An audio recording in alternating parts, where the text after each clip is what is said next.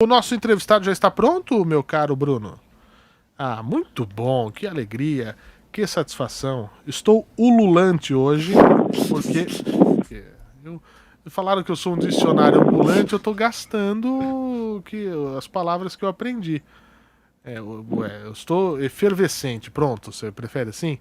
Para falar hoje com o nosso querido convidado, que é um cara que tem estudado muito a política brasileira, faz parte de um movimento novo, né, não só o partido que ele... Inclusive, muitas pessoas aqui, né, estavam cobrando personalidades que fazem parte do Partido Novo e também de um movimento de renovação na política brasileira, né? Portanto, nós vamos conversar aqui com André Bolini, que já está conosco. Tudo bem, Bolini? Prazer, pessoal. Boa noite. Boa noite. Boa noite. Aqui, essa madrugada aí do Dia dos Namorados, não tem jeito melhor do que passar batendo um papo aqui com vocês de madrugada, né? Eu não tenho dúvida. Eu até me pego pensando o que seria melhor, né? Vamos discutir o futuro do Brasil. Pra que estar agora assistindo um filme com a Cremosa? Por isso que a minha esposa me ama. Nós temos as grandes questões nacionais. É lógico, até porque essas questões são necessárias para o futuro do Brasil, futuro este que será feito pelos nossos filhos. E para termos essa tranquilidade, para termos os filhos com nossas namoradas e os namorados, enfim, nós precisamos ter essa tranquilidade. E se a gente não discutir isso hoje, quem disse que terá um Dia dos Namorados novamente? Exatamente. Inclusive, se tem Dia dos Namorados, agradeça ao pai de João Dória, que mudou o calendário. Aí o pessoal reclama que o Dória antecipa feriado, muda o calendário. O pai dele já fez isso. Já mudou o Dia dos Namorados, né? Que era o Valentine's Day em 14 de fevereiro, ele criou 12 de junho. Aí o filho só fez isso, pegou o Corpus Christi, puxou pro mês passado, levou a Consciência Negra para fevereiro. Então é de família.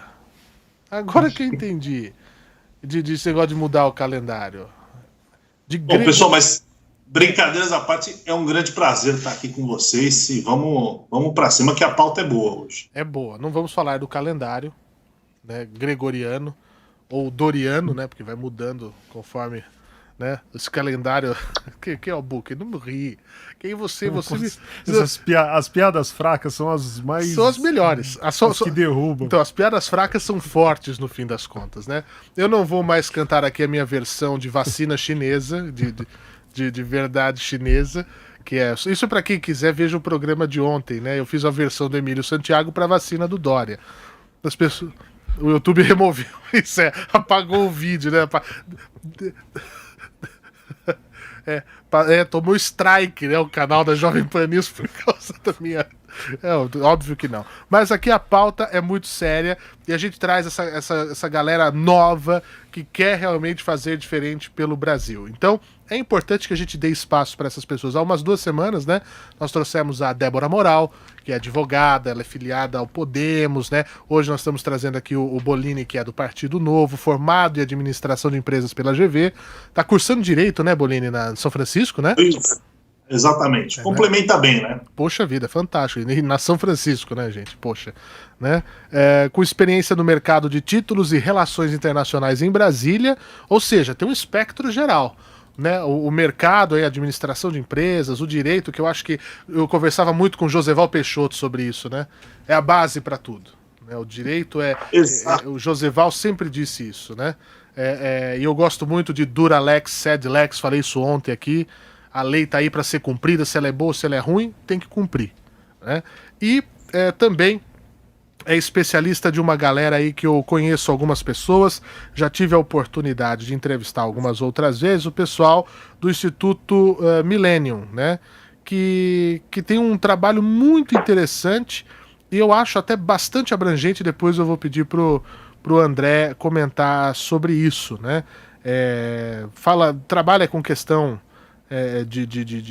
Poxa, é muita coisa, né? De fake news, de alguns estudos interessantes aí. Como é que chama o termo? É um think tank. Isso, think tank. É isso aí.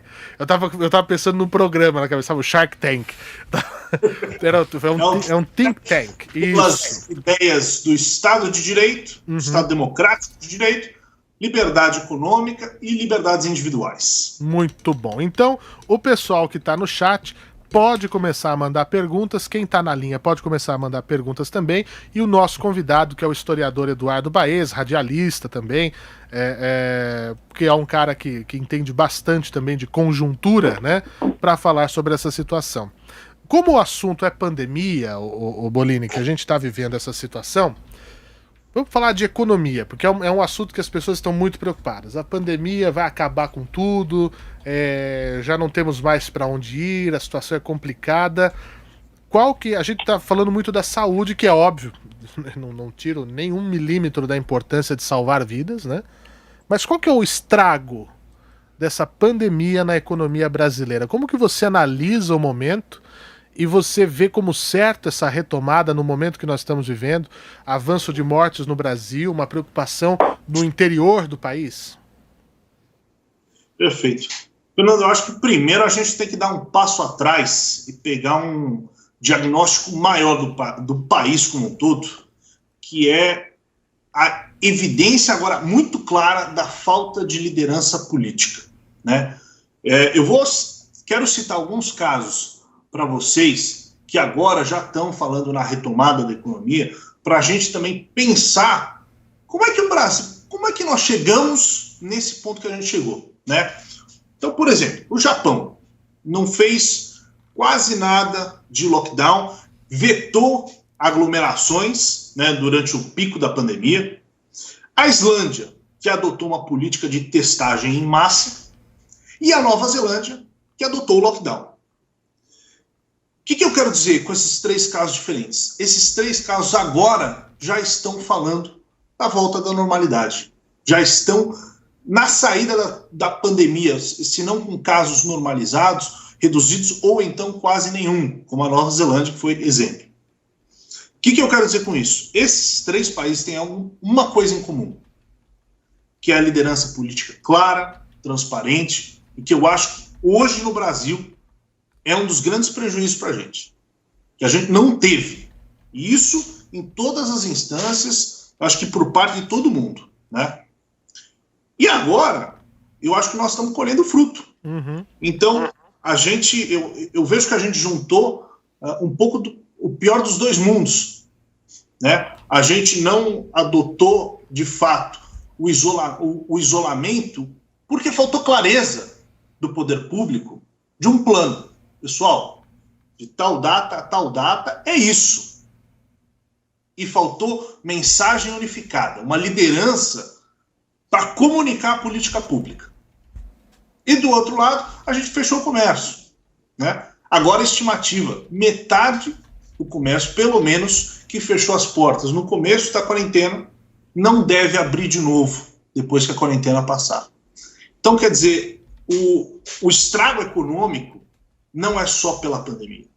Tem uma característica brasileira aqui, que é a carência de lideranças políticas. Acho que a gente pode falar mais ao longo do programa hoje, Sim. Mas Sim. Eu queria dar esse passo atrás antes para a gente contextualizar o Brasil, cara. Mas uma pergunta para o Bolini. Pois não. Essa identificação da falta de liderança, eu gostaria que ele pudesse nos falar um pouquinho de onde que ele identifica que começou essa falta de liderança. Isso é algo que vem historicamente, já desde o processo da democratização, porque a gente observar o nosso processo de democratização lá na década de 80, nós já temos essa ausência de liderança desde lá. Isso não é uma coisa agora e notória. Como é que é isso?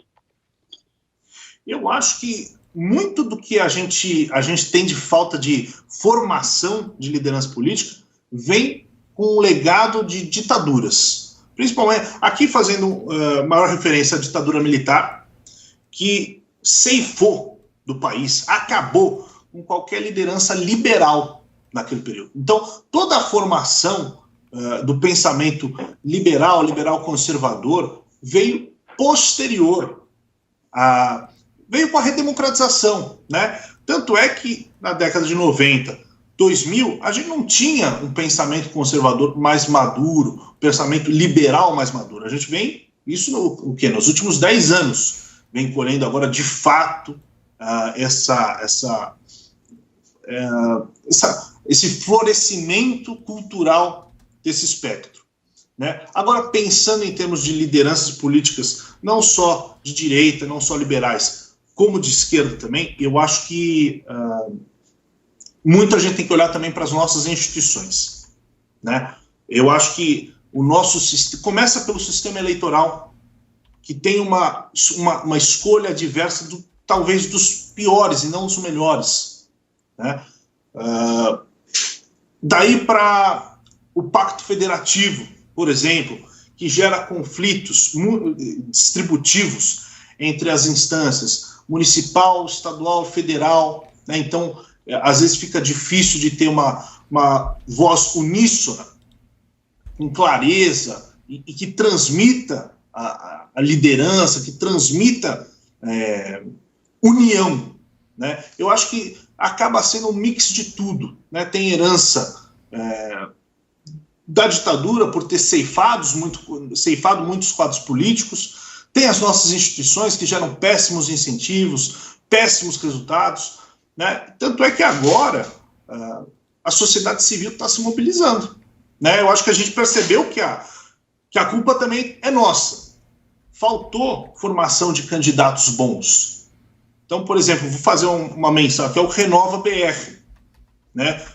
Fundado aí pelo Edu Mufarrege, que vem para formar candidatos do espectro desde a esquerda até a direita, mas com parâmetros básicos para todo mundo. Então, vamos avaliar a política pública com base em evidência.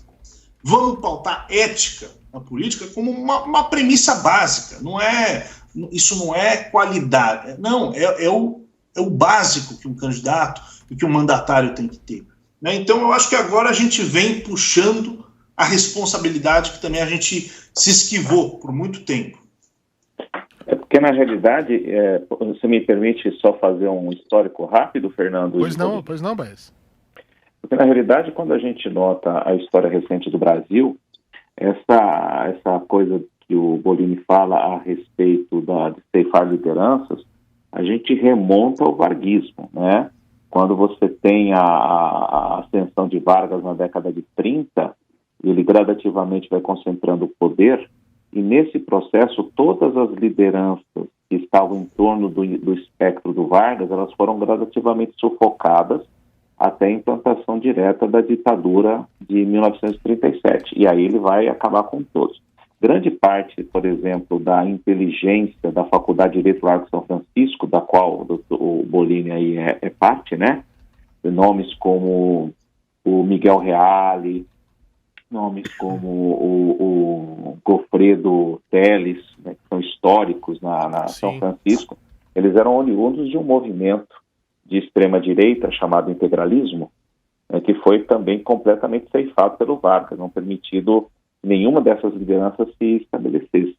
Então, a partir daí, você tem esse processo de sufocamento em face ao modelo histórico nosso político, baseado no personalismo. Então, nós não temos mais, desde aquela época, um modelo político baseado em projetos, e sim um modelo político baseado em pessoas, e não em projetos políticos. Por isso que até hoje a gente sofre procurando um salvador da pátria, que não virá. É isso.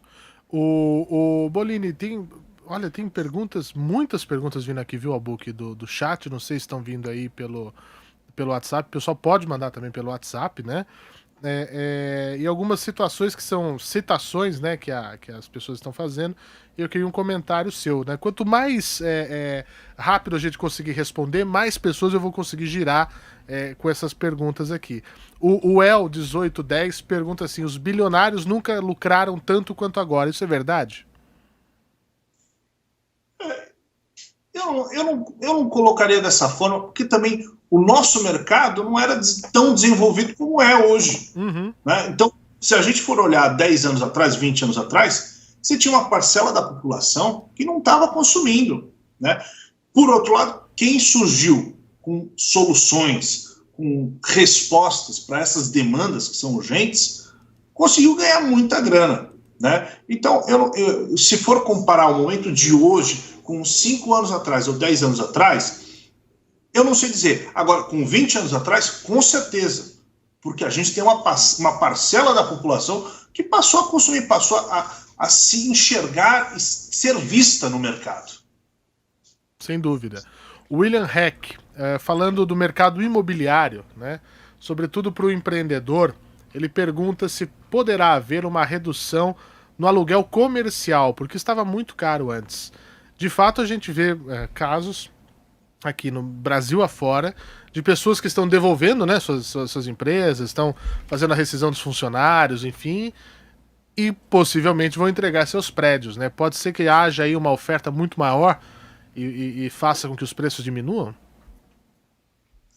Olha, com certeza, eu acho que vai ter muita empresa que foi à falência, vai quebrar, então vai ter que se desinstalar, vai sair de onde está ocupando para dar lugar, enfim, a novos negócios. Agora, isso também, o aluguel, eu vejo, ele é mais caro em alguns lugares, falando especificamente da cidade de São Paulo, ele já vem de um histórico mais caro por conta das nossas instituições, de como a gente vem conduzindo a cidade. Então, por exemplo, a lei de zoneamento aqui, ela é um dos fatores que mais encarece o aluguel na cidade de São Paulo. Se a gente pegar Goiânia, por outro lado, onde as leis de zoneamento são mais flexíveis, o potencial construtivo é maior, o aluguel é menor lá.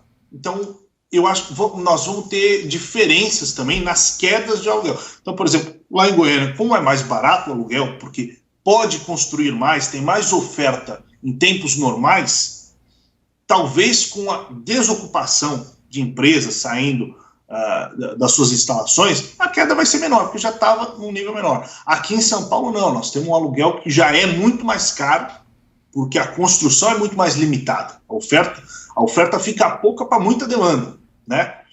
Então, talvez aqui a gente sinta mais essa queda nos preços. Mas eu acho que realmente é uma tendência pela expectativa, pela estimativa de quebradeira de metade das empresas no Brasil, infelizmente.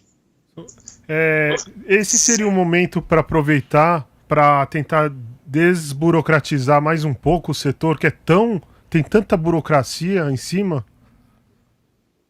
Não tenho dúvida, Fernando, não tenho dúvida. Nós vamos ter a revisão agora do plano diretor, né, ano que vem. Essa é a oportunidade para a gente rever como a gente vem construindo a nossa cidade, como que a gente vem tratando o mercado imobiliário. Então, tem 2 pontos que eu queria falar. Primeiro, a criação, a construção de lotes de empreendimentos. A gente tem que liberar geral.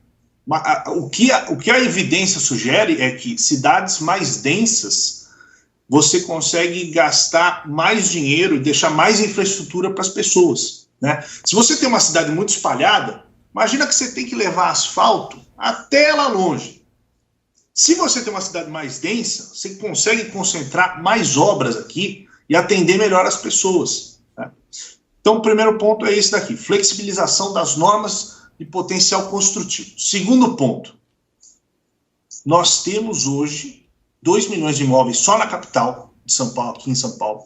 No Brasil, são 30 milhões de imóveis que não existem juridicamente. Porque eles estão irregulares. Não tem escritura, não tem papel passado. Por que isso? Porque é muito custoso. Custa muito caro você regularizar o teu terreno. Ou, às vezes, então, é porque a lei não deixa, se você mesmo querendo pagar para regularizar, se você está numa área de interesse social, ou seja, populações mais carentes, você não pode. Tem que depender da prefeitura. E aí a prefeitura não tem dinheiro, então não faz. Então, quer dizer, agora é um momento de choque, é um choque de desburocratização.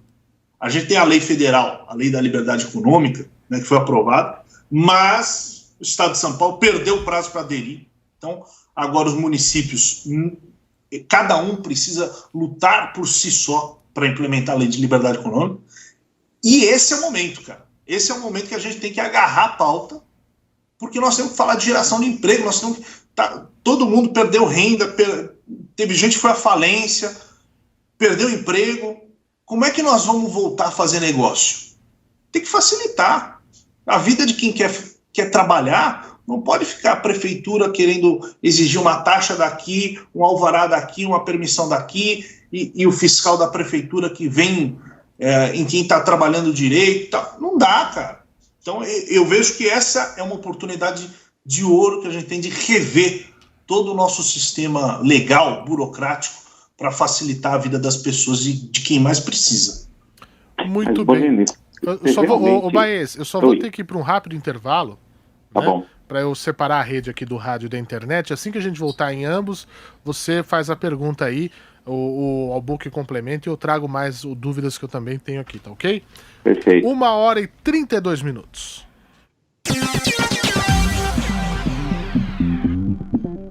Muito bem, o pessoal tá aqui comentando, né, no nosso chat, o Dedé. Essa questão de aluguéis é complicado. Tenho amigos pagando 5 a 10 mil em lojas, restaurantes. Não sobra isso para eles no final do mês, né? Eu pago R$ 2.500 de escritório, mas vou mudar para minha casa. É a realidade que ele está vivendo, né, Albuque? Que mais aqui? Não deixa o pobre, né? Vai um rico ou poderoso fazer casa em qualquer lugar que pode. O Thiago Cantieri escrevendo aqui. Jefferson Souza, infelizmente o nosso Brasil está quebrado e a culpa é dos parlamentares e o povo que vai pagar, né? Brasil que não investe no próprio povo. Isso é uma realidade. Isso é uma realidade. O que mais? Deixa eu ver aqui. Tem algumas perguntas que eu já selecionei, viu, gente? Nós vamos fazer o possível para responder quanto mais rápido, para poder responder mais gente aqui sobre isso. Maria Salete, educação, respeito, índole e caráter não se aprende na escola, vem de berço. É fato, né? É a fala aqui da Maria Salete. O que mais? Fernando, aluguel residencial também está muito caro. Tony Santos, está, concordo. Não tenha dúvida, não tenha dúvida. Aqui tem perguntas sobre o STF, eu vou fazer a pergunta da Esther.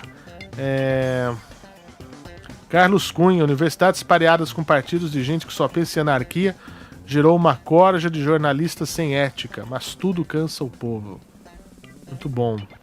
Ricardo Castro, enquanto não olha para a maior riqueza do governo, que é o povo, vai ser assim. O pessoal está realmente se manifestando muito bem. Mandem as suas perguntas, mandem as suas manifestações aqui pro Tamo Junto na Pan.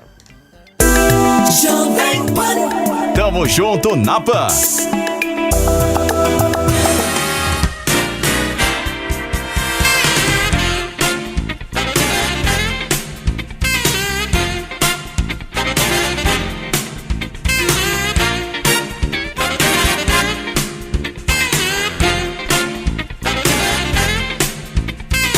Uma hora e 34 minutos, né? Você participa aqui do nosso Tamo Junto na Pan. Estamos recebendo hoje o André Bolini, né? Que é membro do Renova, ele é do Partido Novo, administrador de empresas, cursa Direito pela USP, tem experiência no mercado de títulos, relações internacionais, é do Instituto Millennium, e a gente está discutindo esse Brasil do momento que nós vivemos para o cenário pós-pandemia em várias áreas, né?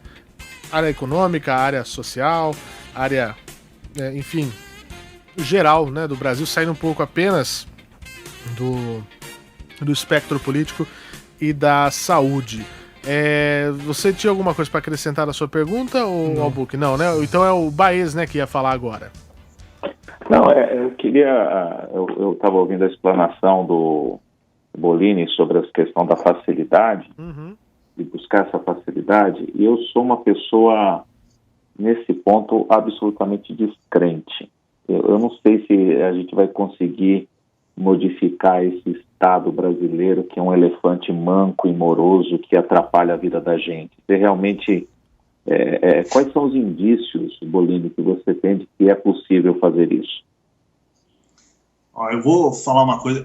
Eu também não acredito que do dia para a noite a gente vai conseguir rever todo o nosso Estado e trazer um ambiente regulatório, institucional, o ideal, né, aquele que a gente deseja. Mas tem um economista que eu gosto muito, que chama Tyler Cowen. Ele fala de uma revolução marginalista. O que é isso? Né? Ele falou o seguinte: pessoal, a gente tem que pensar naquelas mudanças marginais, aquelas pequenininhas, os incrementos, aquele artigo que passou despercebido da velha política, das corporações num projeto de lei, que garante liberdade, por exemplo, para os aplicativos de entrega, os aplicativos de carona. Então, eu acredito muito nisso. Pelas pequenas mudanças, talvez a gente consiga grandes novos ambientes regulatórios. Eu acho que a própria lei de liberdade econômica é um exemplo disso, né? O nosso Estado brasileiro, desde da sua concepção em Portugal, quando desembarca aqui no Brasil, né, das caravelas, vem com esse caráter patrimonialista, né? Pero Vaz de Caminha chegou aqui descrevendo o Brasil na sua famosa carta. No finalzinho ele pede, né, um favor ao rei de Portugal. Se não me engano, o genro dele estava com problemas em Portugal, e ele pede favores. Essa é a essência do Estado brasileiro. Vem desde lá, vem há 500 anos atrás. A gente não vai jogar isso tudo pro ar e conseguir refundar o Brasil. Mas eu acho que com essas pequenos projetos de lei, a gente consegue conquistar a liberdade de um modo nunca antes visto. Então é por isso que eu tenho tanta esperança na política como uma fonte de liberdade, como uma fonte de trazer o Brasil que a gente tanto sonha para a realidade. Nesse ponto eu concordo com você, né? A gente perdeu muito da essência do que de fato é a política, né? Infelizmente. Eu sempre falo que o grande problema é que o brasileiro não gosta de política, não gosta de se envolver na política. O problema é que os outros gostam e a gente é dominado por quem gosta, né? Já dizia Platão, se você não gosta de política, será dominado por quem gosta.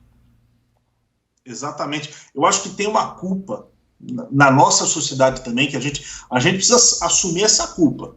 Fazer esse meia-culpa aqui, que é o seguinte: quanto tempo que a gente não passou demonizando a política? Eu cresci ouvindo dos meus pais, dos meus avós, que quem está na política não presta. Então, como é que nós vamos pegar gente boa, gente bem intencionada, com boa formação, com princípios sólidos, e levar para a política, se a hora que o cara entra na política, a sociedade começa a demonizar, independente, e às vezes, pessoa honesta, pessoa que está fazendo o trabalho certo, né? Eu trabalhei no gabinete do deputado Vinícius Poit, lá em Brasília, do Novo, daqui de São Paulo, e é um gabinete exemplar, gabinete de inovação, que faz avaliação do mandato a cada 3 meses, o deputado responde tudo no Instagram, tem transparência absoluta e tal. Mas tem gente que ainda assim condena. Por quê? Porque é político, não presta. Com essa mentalidade, nós não vamos chegar em lugar nenhum. Muito bem. Tem aqui uma pergunta. O pessoal agora está indo para alguns outros assuntos interessantes também, né? Por exemplo, o Rodrigo Santana pergunta a sua opinião a respeito da retirada de monumentos por conta das manifestações ideológicas, né? Um que está sofrendo isso é o Borba Gato, né? Aqui em São Paulo, que o pessoal quer derrubar aí, por conta da história mesmo, né, Baez, do Borba Gato. Uhum. Aí eu queria saber a sua opinião, Bolini. Acho que travou. Estamos reconectando. O Baez, a sua opinião, Baez, por favor. Bom, primeira coisa, o grande problema é que, eu vou usar um chavão aqui, um povo sem memória é um povo sem história. Sem história e sem memória é a mesma coisa. Uhum. É inegável o caráter histórico dos bandeirantes, né? A gente pode trabalhar na linha de que eles eram conquistadores genocidas ou que eles eram desbravadores do interior. E a gente pode trabalhar a ideia das duas coisas. Certo. Né? Das duas coisas. Que é o que eu particularmente trabalho, as duas coisas. E a presença da estátua do Borba Gato, a presença da estátua das bandeiras que tem lá no Parque Ibirapuera do Victor Brecheret, ou mesmo das estátuas que estão no Museu da USP, o Museu do Ipiranga, elas são necessárias que elas existam, né, que elas estejam aí, para a gente se lembrar e entender o que foi aquele momento para que ele não aconteça mais. Senão a gente começa a fazer que nem o Talibã fez no Afeganistão, que acabou com todas as estátuas, né? Recentemente esses dias, né? Teve debate aí porque a HBO tirou E o Vento Levou do catálogo. E o Vento Levou é sim uma obra racista, para quem não conhece a história do livro, né? Ele é uma resposta a um outro livro que foi lançado nos Estados Unidos no século XIX, chamado A Cabana do Pai Tomás. A Cabana do Pai Tomás é uma história que denuncia a escravidão, que denuncia as péssimas condições de vida a que os negros eram submetidos no sul dos Estados Unidos. E aí a Margaret Mitchell vai escrever, respondendo a esse livro, A Cabana do Pai Tomás, dizendo que não era tão ruim assim. E, de fato, E o Vento Levou é uma obra racista. E foi feito num contexto do cinema em que o cinema era racista também. Por outro lado, E o Vento Levou é o filme em que, pela primeira vez, uma mulher negra recebe um Oscar, ganha um Oscar pela atuação. Então, é um ícone do cinema que precisa ser visto e lembrado como ele de fato foi, e não retirado. Quem queimava monumento, queimava livro, não eram os democráticos, isso tinha outro nome na Alemanha de 33. Perfeitamente, muito bom. O Bolini está de volta, né, Bolini? Você chegou a ouvir a pergunta, né? Sim. Eu diria que é o seguinte, a gente vive num Estado, a gente combinou que o nosso pacto é a Constituição, se você discorda da Constituição, você vai recorrer aos meios existentes, aos meios processuais legais para mudar a Constituição.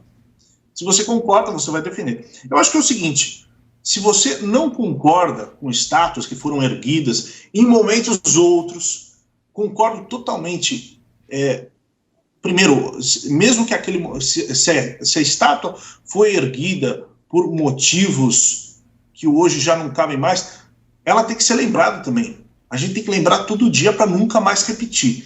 Agora, se você não concorda com a estátua, pressione o seu parlamentar, pressione o prefeito, o governador, o presidente, qual for a instância responsável pela manutenção do monumento, que é pelas vias políticas, legais, pelas vias democráticas, constitucionais, que a gente vai mudar, nunca pela violência. Porque aí você cai na barbárie que se condena, né? Pelo menos, nesse ponto, eu sou extremamente constitucionalista, legalista. Vamos jogar dentro das regras do jogo, né? Foi esse o combinado que a gente tinha. Perfeito. Tem duas perguntas aqui do Delano Oliveira Lima, muito boas. A primeira você falou, né, do Estado, perguntar sobre como o Partido Novo defende um Estado mínimo num país que nem implantou o Estado de bem-estar social ainda. Isso é como começar a construir a casa pelo telhado, diz aqui o nosso ouvinte. E também a outra pergunta é sobre quais seriam as soluções de mercado para enfrentar a pandemia, não valendo se socorrer só do Estado Nacional. Perfeito. Vamos lá. Começando com a questão de como o Partido Novo vê o Estado brasileiro. Eu vejo algumas prioridades: saúde, segurança e educação. Faz sentido, num país que não consegue garantir educação básica para as nossas crianças, o Estado se meter a administrar empresa de petróleo? Administrar empresa de postal, de entregas? Não faz sentido. Então, o Estado mínimo que o Partido Novo supostamente defende, na verdade, não é Estado mínimo, é cidadão máximo. E o Estado tem que estar focado nas áreas que realmente importam, nas áreas que é onde o poder público que deve fazer a diferença. Agora, tudo que pode ser prestado pela iniciativa privada, a gente tem que optar por esse caminho, né? Eu prefiro muito mais R$1 investido na educação de uma criança de 3, 4 anos, onde a gente vê que esse real vai surtir muito efeito no futuro dela, do que para pagar a pensão de diretores dos Correios, por exemplo, com aposentadorias integrais, privilégios. Não faz sentido. E é justamente porque o Brasil é um país pobre que a gente precisa de um Estado menor, não o contrário. A gente é um país pobre porque a gente insiste em manter uma classe de privilegiados, porque a gente insiste em fazer campanha política com dinheiro público. Onde já se viu isso? O fundo partidário, quer dizer, dinheiro público para manter partido, e o fundo eleitoral, dinheiro público, fazer campanha, num país onde falta saneamento básico para 100 milhões de pessoas, 100 milhões de pessoas não têm esgoto. 35 milhões de pessoas não veem água sair da torneira. Será que faz sentido a gente gastar dinheiro com tantas outras coisas, e não essas que são fundamentais, que são essenciais? A nossa máquina pública, por exemplo, que a gente tanto fala da tal reforma administrativa. Por que isso? Bom, porque tem funcionário público, às vezes no governo federal, longe das pessoas, longe dos municípios, da cidade, onde a vida realmente acontece, que está sendo privilegiado, está sendo bancado com dinheiro de quem não tem o que comer amanhã, né? Então é justamente esse Estado que tem que ser revisto. A gente tem um Estado máximo e o cidadão mínimo, tem que ser o contrário. Perfeito. E qual que era a outra pergunta, Fernando? A outra era em relação. A primeira, né, foi essa do Estado mínimo, né? E a outra, quais são as soluções de mercado para enfrentar a pandemia, não valendo se socorrer apenas do Estado Nacional? Perfeito. Eu acho que tem vários elementos aqui. Primeiro, o liberalismo não nega o Estado. Então, nessas horas, uma pandemia, por exemplo, é onde o Estado é necessário para coordenação de ações. Agora, vou citar alguns casos aqui, Fernando, para você. Uhum. Conheci uma empresa que estava fazendo doação de máquinas para higienização de máscaras N95. Aí, por que eu falo tanto de desburocratização? Né? Porque nesse momento de pandemia, que a gente mais precisava de facilidade para fazer as coisas acontecer, essa empresa queria doar um monte de máquina para os hospitais públicos. E por causa de burocracia boba, estupidez, ela não conseguiu doar. Porque o cadastro da Anvisa depende de uma alteração da junta comercial que só vai fazer com o alvará que é dado pela subprefeitura do local onde ela está instalada, mas como não está funcionando hoje, o trâmite é muito complexo, vai demorar muito, ele não consegue a liberação da Anvisa e não consegue doar. Olha o absurdo. E por que eu falo isso? Por que esse caso é emblemático? Né? Eu fiz parte de um projeto que chama União São Paulo, muito legal. A família Diniz é uma das grandes apoiadoras do projeto, a grande apoiadora do projeto. O Edu Mufarrege, também do Renova, colocou o projeto de pé. Com qual motivação, qual objetivo? Mobilizar a sociedade civil para fazer as coisas acontecerem, para garantir uma cesta básica para quem mais precisa. Primeiro na cidade de São Paulo, o projeto deu certo, foi expandindo. Agora já tem outros estados do país copiando. O que a iniciativa privada pode fazer? Isso. Os Estados Unidos, por exemplo, tem uma das maiores taxas de sociedade civil engajada. Porque lá o Estado não se propõe a fazer tudo. E as pessoas chamam para si a responsabilidade. Pessoal, é um americano que está lá, então nós vamos ajudá-lo. O brasileiro precisa desse mesmo senso. Então, às vezes a gente faz a crítica ao excesso de governo, ao excesso de intervenção e tal. É por isso. Não é tudo que precisa, não é tudo que um prefeito, um governador sabe. Às vezes o conhecimento está disperso na sociedade. E uma iniciativa da sociedade civil pode fazer muito melhor. Né? Citando um exemplo aqui, mas eu acho que é por aí. E outro ponto, que é a geração de emprego. Né? Nós vamos ter agora um dos maiores choques de desemprego do país, e quem vai gerar um emprego, depois que a gente sair da pandemia, vai ser empreendedor, vai ser gente que está começando o negócio de novo, está erguendo a cabeça, ou não, vamos recomeçar o país. É isso. O governo está quebrado. Vão ser as empresas, vai ser o setor privado que vai reerguer esse país. Então, é por isso que eu acho que a gente tem que olhar com carinho para essas pautas de desburocratização, de livre mercado, né? E por aí vai. Desculpa, Breno, esse é o ponto. Se o setor privado vai reerguer o país, é necessário que haja uma desburocratização, porque, assim, eu já tive a experiência de montar minha própria empresa, microempresa, e para montar uma microempresa É uma já tragédia. é complicado, é uma tragédia. É uma tragédia. Né? Eu estou querendo fechar minha microempresa e não consigo. Não, você leva uma vida para abrir e 2 eternidades para fechar. Exatamente. E aí você desanima que haja uma Deixa classe lá. empreendedora. Aí você vai se afundando em dívidas, né? Porque a coisa não para de se consumir, né? É uma ferrugem, né? Que vem de dentro para fora e dana todo mundo. Dana todo mundo. Exatamente. Você falou da iniciativa da sociedade civil, a sociedade civil atuar onde o Estado não está mais atuando. Ou achar os espaços de oportunidade para que isso aconteça. Então, hoje quem faz isso no Brasil? O crime organizado. Sim. Acha os espaços onde o Estado não atua, né? O jovem da periferia, o jovem da comunidade, o jovem da favela, que não tem opção de lazer, não tem opção, bom, em primeiro lugar, né, de emprego. E aí vai lá e ganha R$300 por dia para ser olheiro. 300 por dia, soma isso no mês. Isso, exatamente. Só para avisar. E esse eu dou o exemplo hoje, porque eu estava assistindo hoje um vídeo do delegado da Cunha, que é um cara que eu quero trazer aqui no programa, né? Ele tava pistola da vida porque era do lado da delegacia dele. Eles chamam de casa-bomba, que é onde fica armazenada a droga para distribuir. Tem todo um esquema agora. É um negócio, é organizado, é estratégico, é logística.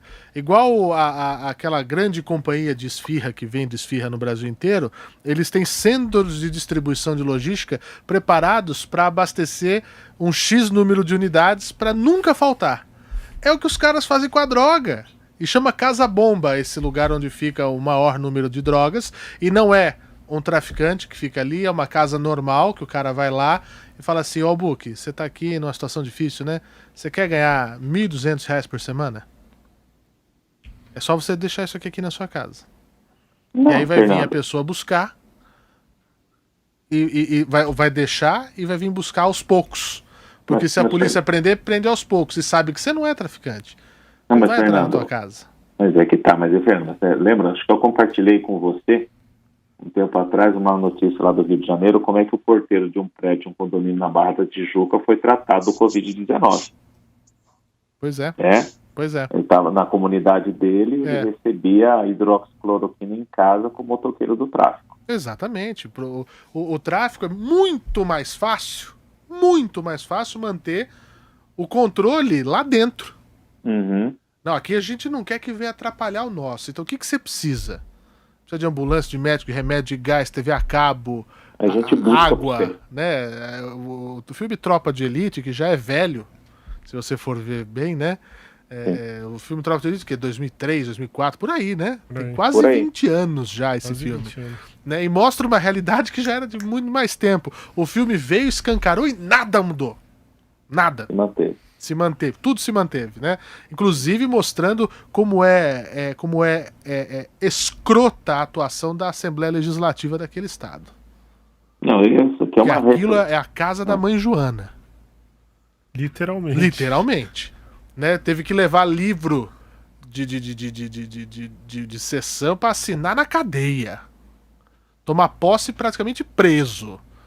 É uma vergonha. E nada, o Estado permanece. Aí ele fala assim que a arte imita a vida, ou a vida imita a arte, né? No caso do filme aí. Porra, é um negócio absurdo. Não vai pra frente, burocratiza quem quer fazer pelo jeito certo. Penaliza quem quer fazer pelo jeito certo. Você quer ver uma coisa? Você quer ver uma coisa? Esse projeto que eu estou participando, do curso Vilarejo, a gente tem que trabalhar de tal maneira a não ter nenhum tipo de vínculo de grana, de nada, tem que ser completamente gratuito, não podemos buscar nada, porque se a gente fizer isso, se a gente buscar algum tipo de ajuda, a gente vai enroscar em toda a burocracia. Então, o que nós temos que fazer? Nós temos que fazer de maneira orgânica. Totalmente orgânica. Né? Eu tenho que chegar e falar com o professor que você está a fim de dar uma força para a gente poder democratizar a educação, etc. Podemos, vamos trabalhar juntos. E assim funciona. Porque se for para tentar montar uma ONG, etc., nossa, esquece, a coisa não sai. Sem dúvida, não sai. Antes da gente ir pro break... Pois não. Eu queria falar, você falou do jovem da comunidade, de onde o Estado não chega e o tráfico chega. Tem um negócio que a gente não fala no Brasil, que é o status jurídico da propriedade privada. Todos aqueles lotes, em geral na favela, são irregulares. E aí, se eles são irregulares, é como se não existisse juridicamente. Ele não existe aos olhos da lei brasileira. Então, o pessoal não tem CEP, não tem comprovante de residência.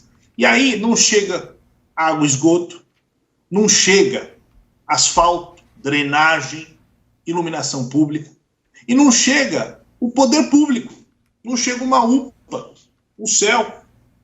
Quer dizer, como que a gente vai levar o Estado, aquele Estado mínimo necessário, saúde, segurança e educação, para um lugar que não existe juridicamente? Então, tem uma pauta que a gente também tem que dar um passo atrás. Falar, opa, pessoal, como é que a gente deixou chegar nesse nível de não existir juridicamente um lugar onde moram centenas de milhares de pessoas? E é exatamente isso que você falou. Eu queria dar uma ênfase nisso, porque é um assunto super importante, que é o custo da burocracia para se formalizar. Então, a gente acaba vivendo numa redoma de vidro, né, que quem tem dinheiro para pagar essa burocracia pode desfrutar do Estado brasileiro. Quem não tem, é muito caro para entrar e fica de fora. Né? E o que você falou foi preciso. O custo para ser formal no Brasil é inacreditável. Sem dúvida. O Drone Inspire, para falar de segurança pública tem que ser especialista. Você entende segurança pública para falar? 17 anos de jornalismo e uma pós-graduação em segurança pública, meu caro. Falo com toda a garantia e com toda a certeza. E, óbvio, como eu já disse aqui, curso de tiro pela Polícia Militar, método Giraldi para jornalistas feito na Escola de Soldados. Falo porque sei do que estou falando. Agora, se você quiser que eu fale, por exemplo, de transplante de coração, não vou conseguir falar. Né? Não sei nem como começa e qual que é a primeira veia que corta. Né?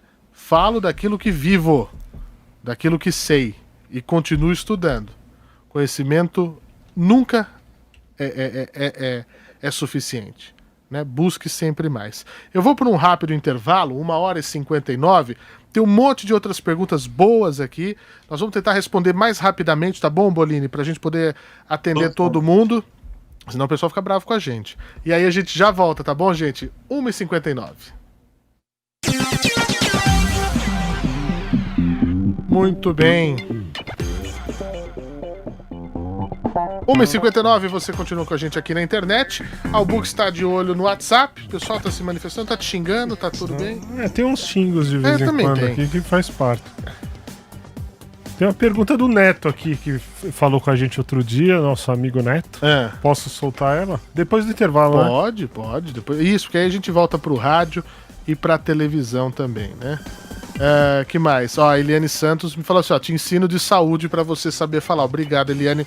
Beijinho pra você, pra Buenos Aires, tá? Que mais? Com o auxílio emergencial, muitas pessoas passaram a existir. O povo agora tem CPF, né? Caroline Santana, esse filme, Fernando, protege os anjinhos bandidos do morro. Eu não quero discutir essa ótica, até porque quem pra mim comete crime tem que pagar, não tem que ter proteção pra bandido, coisa nenhuma, né? Proteção tem que ter o cidadão de bem, né? Que trabalha, o cidadão de bem que se esforça e não consegue uma qualidade de vida ideal. Inclusive o policial que muitas vezes mora na comunidade, ele não pode sequer estender a farda dele no varal, porque ninguém pode ousar imaginar que ele é um policial militar. Se não, já sabe, né? Então o cara tem que secar dentro de casa. Aquelas geladeiras de hoje são modernas, né? Se o cara consegue comprar uma geladeira nova. Senão vai secar atrás da geladeira, né? naquele condensador que fica ali atrás, que esquenta a geladeira, para poder ir trabalhar com a farda guardada numa mala, né, bem escondidinha, para poder se trocar na base e para poder fazer o serviço. Porque não é fácil ser brasileiro aqui não. Tamo junto na Pan.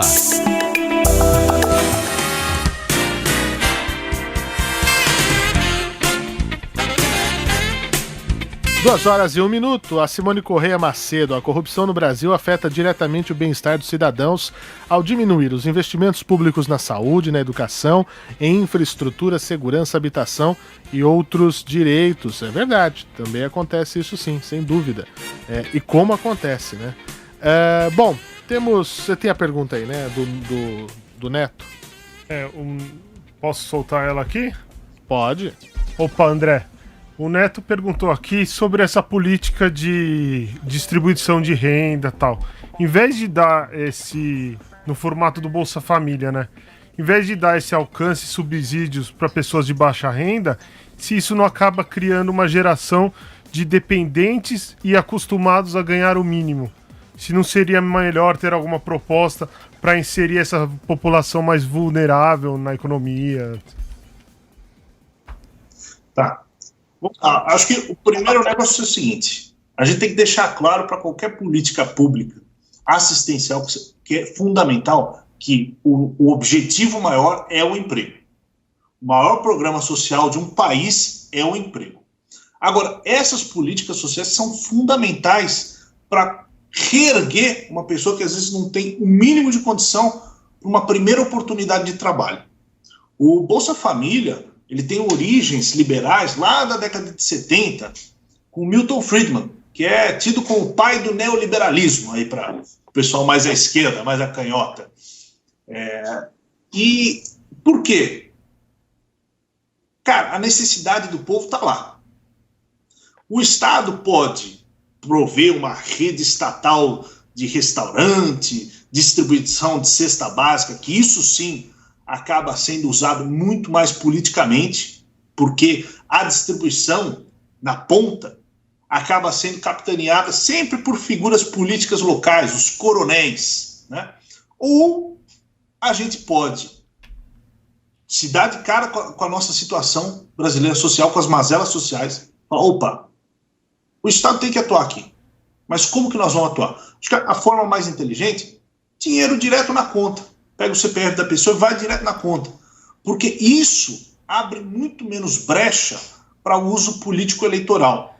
A gente tem que sempre comparar como que era o programa e como que ele se tornou. Então, pensa que para cada cesta básica tinha lá um vereador, um prefeito, que condicionava voto daquele que mais está precisando a entrega da cesta básica. E o Bolsa Família, os programas sociais de transferência de renda, de auxílio, acabaram com isso. Claro que eles por si só não se bastam. Eles precisam ter o foco final, que é o emprego. Isso só vai ser feito quando a gente começar a valorizar quem empreende, quem faz negócio, quem gera emprego nesse país. E isso não tem jeito, cara. A agenda tem que ser de um ambiente de negócios desburocratizado, liberdade econômica. Mas eu acho que é por aí o caminho, né? Juntar programas focalizados, ou seja, dar dinheiro para quem precisa, não é para todo mundo. E para quem precisa, vamos pensar que o objetivo final é emprego.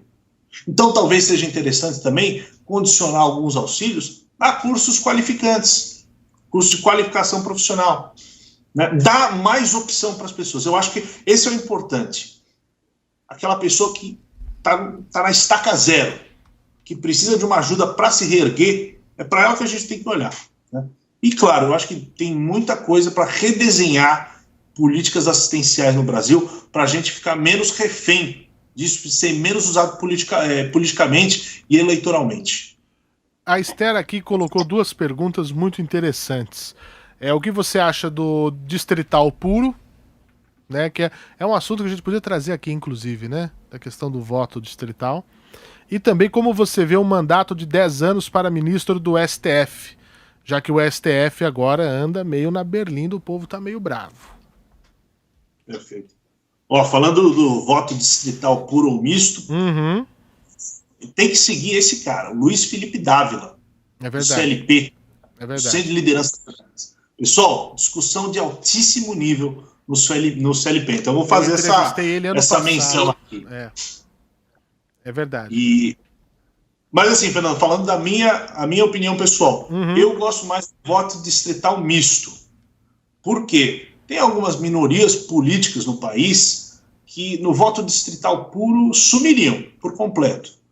E eu falo como representante da corrente de pensamento liberal. O liberalismo ainda é muito iniciante no Brasil. A gente ainda é muito pequeno perto de outros grandes partidos.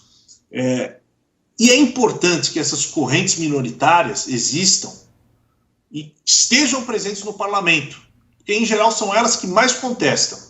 Então, o voto distrital puro acaba tirando um pouco essa participação das correntes minoritárias e acaba favorecendo quem já está consolidado no poder, né? Por outro lado, o sistema proporcional hoje afasta muito o eleitor do representante. Sim.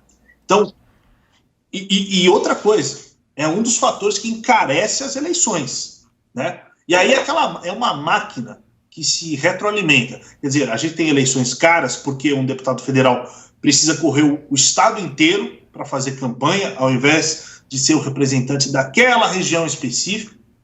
Aí, lá no Congresso, o pessoal fala, realmente, está vendo como a eleição é cara? Nós precisamos de um fundo de 2 bilhões de reais para fazer o fundo eleitoral. Então, a cada ano de eleição, nós vamos pegar 2 bilhões do orçamento que poderiam estar indo para saneamento básico, que poderiam agora estar indo para o combate à pandemia, e vamos fazer campanha, porque custa caro, né? Quer dizer, é um sistema que eu vejo muito estúpido e vai se retroalimentando. Tem algumas perguntas. O Gladson Navarro e a Isilda Pérez mandaram na mesma linha, né? Se você concorda com a redução do salário dos parlamentares, né? E também a Isilda pergunta, além disso, né? Da questão do salário, se não é demais 503 deputados com direitos a um salário alto e número enorme de assessores num gasto estratosférico por cabeça. Aqui eu preciso falar do Partido Novo. É possível fazer política com menos assessores, gastando menos e fazer um baita de um trabalho. Então, por exemplo, eu trabalhava no gabinete do deputado Vinícius Poit. Uhum. Economia de mais de 50% da cota, da verba de gabinete. Aliás, da cota parlamentar é muito mais de 50%. Isso não é só o deputado Vinícius Poit. Todos os deputados do Novo seguem esse exemplo. Os vereadores do Novo aqui em São Paulo, nossa vereadora Janaína Lima. Então, é possível fazer política sim. Agora, com relação ao número de parlamentares, eu não acho que esse é o foco da discussão. Você tem muitos países europeus, por exemplo, que tem, a Alemanha, se eu não me engano, tem mais de 700 deputados. O grande problema é quanto que esses deputados vão custar. E outra, quantas correntes políticas estão presentes nesses deputados? Se a gente tem 700 deputados, mas com 6, 7, 8 correntes políticas, ou seja, partidos bem definidos, o custo de governabilidade fica menor.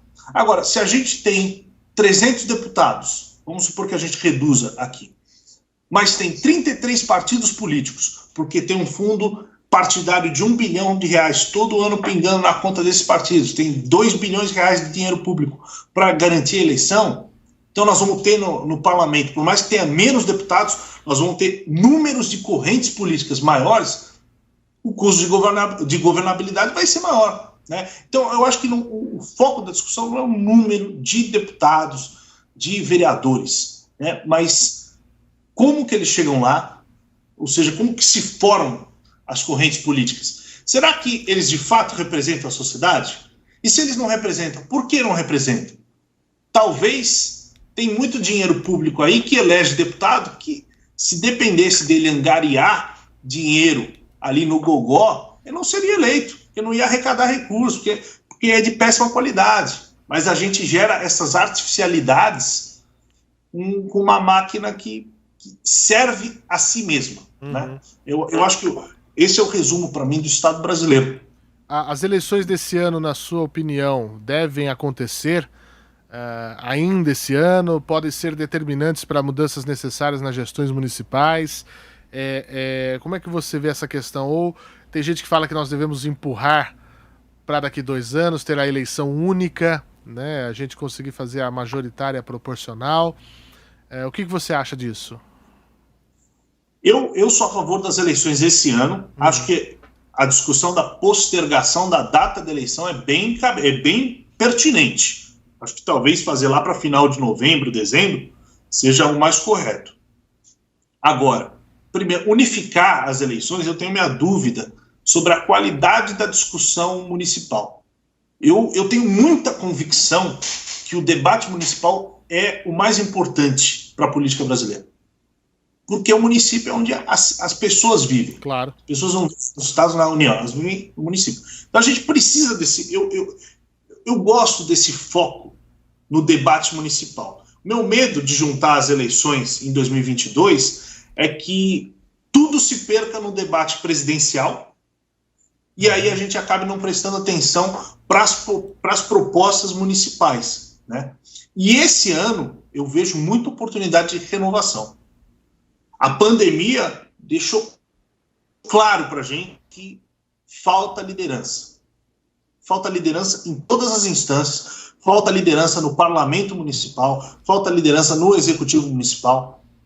Está na hora da gente renovar. E vamos aproveitar esse momento. A gente percebeu o quão ruim a gente está e vamos fazer a lição de casa nessas eleições.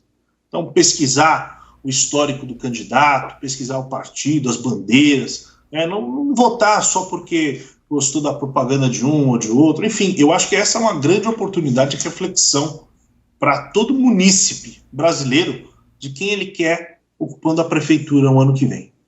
Muito bem. Eu queria agradecer, nós temos muito mais perguntas, né, e ainda temos, mas eu queria que voltasse, né, numa próxima oportunidade, o nosso querido André Bolini, né, administrador de empresas, cursa Direito lá na São Francisco, é do Instituto Millennium, tem uma experiência larga aí no mercado de títulos também, relações institucionais em Brasília, é do Partido Novo, do Renova BR. Vou contar um segredo aqui, eu entrei no Renova BR, fiz a prova e tal, perdi o dia de me inscrever. Putz! Confesso a vocês, eu queria muito ter feito. Eu vou ter que ver quando abre a próxima seletiva, porque eu perdi a data de inscrição. Eu fui aprovado e perdi a data de inscrição, mas tudo bem. Acontece nas melhores famílias. Fernando, eu vou falar que é um baita de um curso. Sem dúvida. Dá noções básicas de política, avança, fala um pouco de história brasileira, das competências do município, quer dizer, para formar bons políticos, né? Queria aproveitar aqui, falar que esses temas que a gente conversou, eu sempre falo deles no Instagram, né? Então para o pessoal seguir aí, @André Bolini, e fala do Instituto Millennium. A gente precisa de iniciativas como essa, né, para debater uma agenda pública. Sim. E aí, o que nós vamos fazer daqui para frente? Que tipo de Estado brasileiro que a gente quer? A gente quer um Estado que se serve das pessoas ou serve às pessoas? Né? Eu acho que está faltando esse debate de ideias e, aliás, o programa está de parabéns por trazer esse tipo de discussão. Acho que, riquíssimo a gente começar a jogar algumas ideias que precisam de novos consensos, precisam de debate, né? Sem dúvida, sem dúvida. Meu caro, um abraço a você e até uma próxima. Um abraço. Pessoal, valeu. Muito obrigado pela oportunidade. Muito bom. Grande abraço. Meu caro Eduardo Baez, para finalizar sua